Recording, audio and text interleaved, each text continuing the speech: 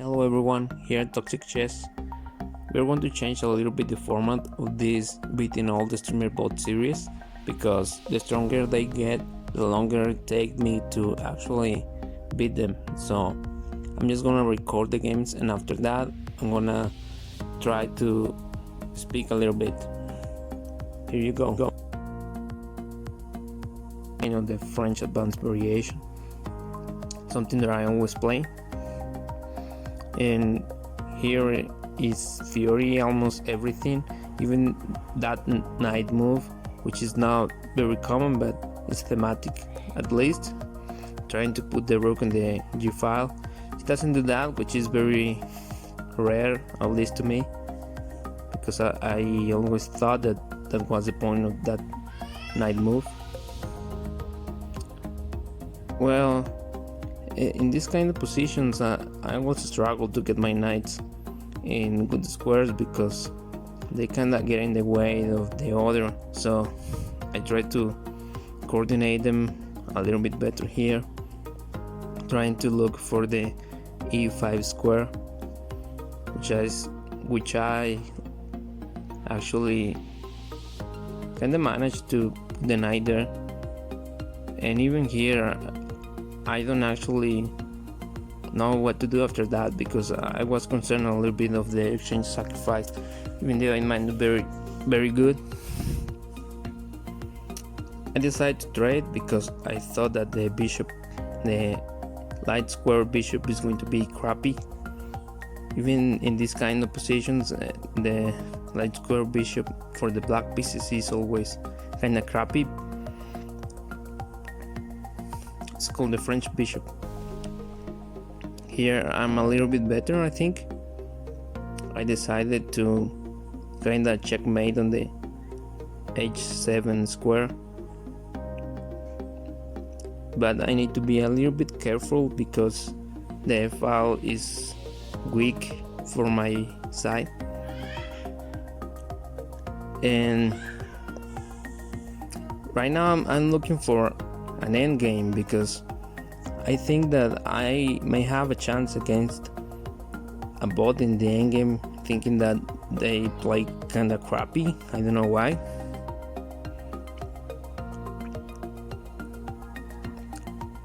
Here I was thinking that I was a little bit better because the bishop on a8 is crappy, still scrappy, I mean, and my pieces have a little bit more room to maneuver.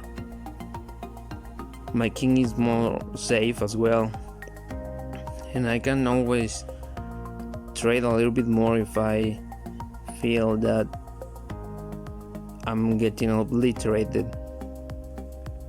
And I don't know, I was thinking about putting the knight on the g file or the e file. I ultimately decided to put it on the e file because I thought that the darker bishop was her stronger bishop, and if she decided to trade, I could be with a better bishop, with a better light square bishop, I mean. And now she slipped a little bit. She doesn't need to do that, but her position is a little bit more clumsy, at least. And now I think that I was winning. And I'm not saying that I played well, I just think that I just kind of play a longer game, thinking that she was going to get slippery in the endgame, which is what happened. But I played her like 5 or 6 times, and she obliterated me in every opportunity she had. This bot is very tactical and kinda knows much more about the opening than any player I played in chess.com, at least for my level. And regarding to the game, I'm 2 pawns up, so this is not very difficult to convert, even against a very strong computer.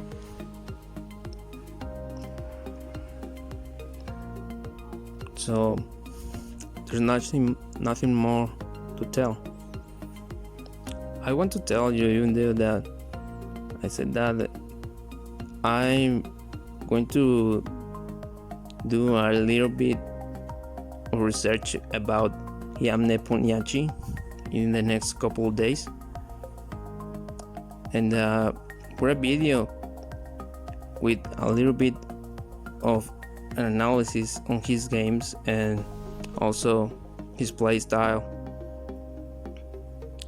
the chances he has against Magnus Carlsen in this next championship challenge. Also, we can make another video talking about Magnus Carlsen, his style, his past challenge matches against Caruana and Karyakin, also Anand, and how he can win against Nemo, and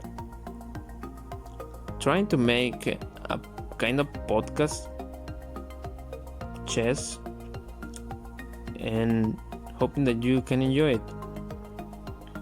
Okay, getting back to the video, I'm gonna show how not to checkmate with the rook. My technique was very bad, but I wasn't very concerned because I knew that I had 3 pawns left. So even if I blunder my rook, I could make a decent amount of chances to actually checkmate her. Yeah, look at this. Now I have to move my rook or a pawn, so I decided to make a pawn move, but it was a very bad technique. I thought I was playing great, and the computer says something like, you play worse than your rating is. And there you go.